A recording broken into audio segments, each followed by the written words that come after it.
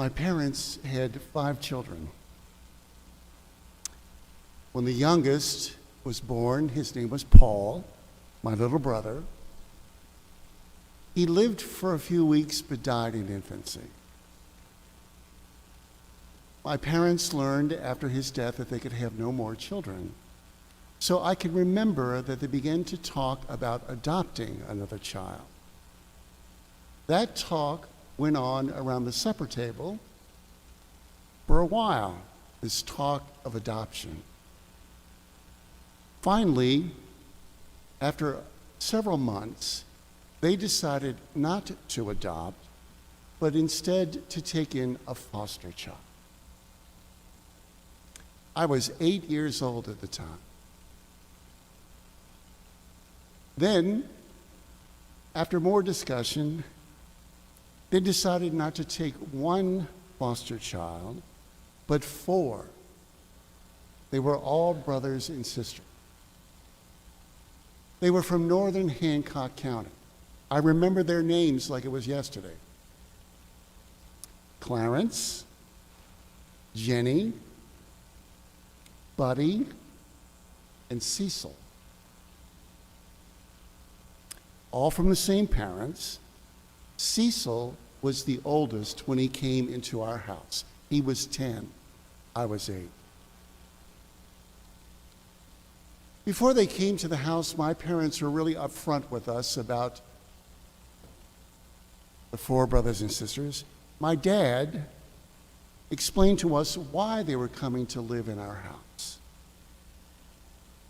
Their father was imprisoned for murder, and their mother was imprisoned later for something my dad would never tell us about. He didn't want to explain it to us.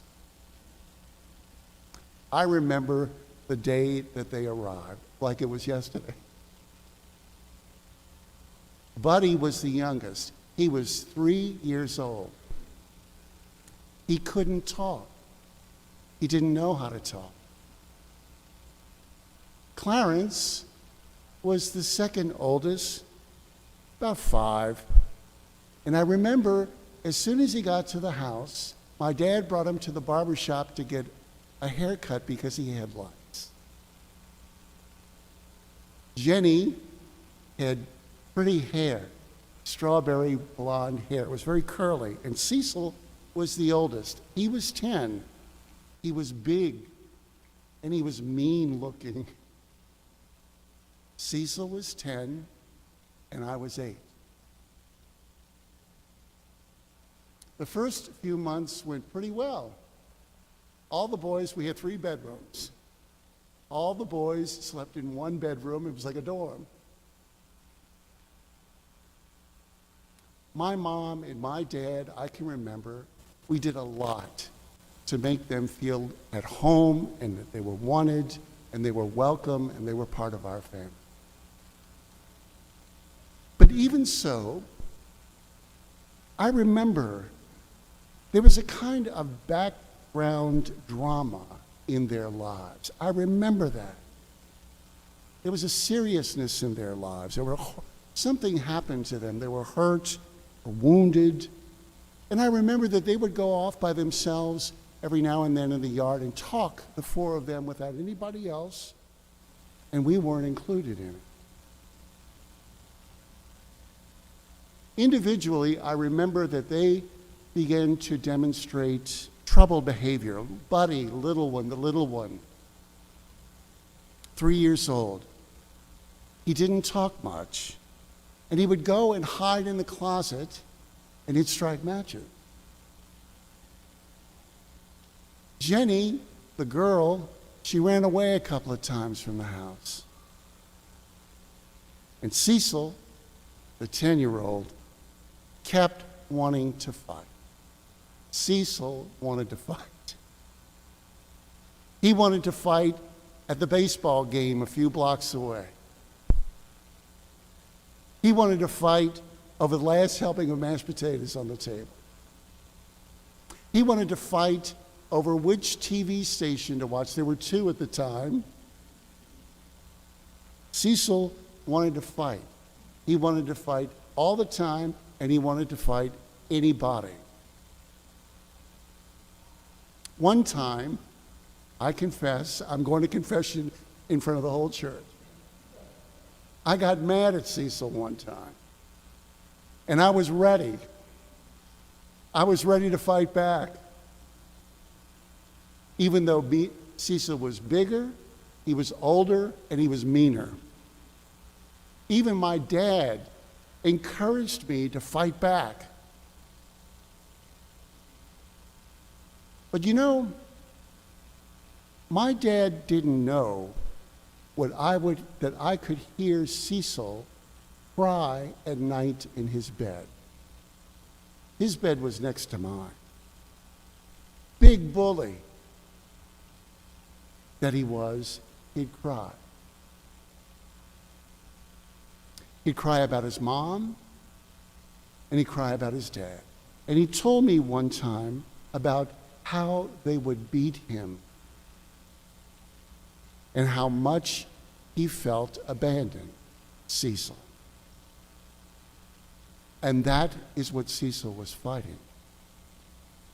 Cecil wasn't fighting over the mashed potatoes. He wasn't fighting at the ball game or the TV station. And Cecil didn't want to fight me. Cecil was fighting over a huge loss as a 10-year-old kid, a huge loss in his life, the loss of love. Cecil didn't have any love. Brothers and sisters, the gospel that Jesus gives us is one of my favorites. It is a tremendously insightful gospel. Dear friends, we must understand one another. We must. We must understand each other in the same way.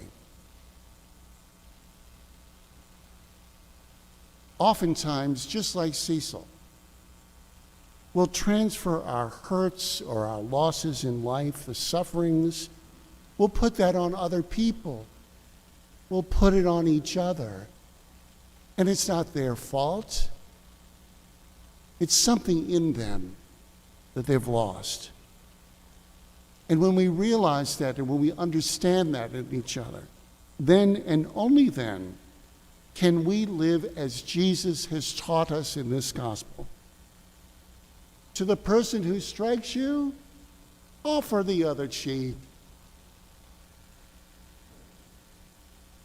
Only when we understand that we are all hurting in some way in our lives will we stop fighting. Only then will we stop fighting. And we really will do to others as you would have them do to you. I love this gospel. By the way, I didn't fight Cecil back. I just walked away. I don't like to fight.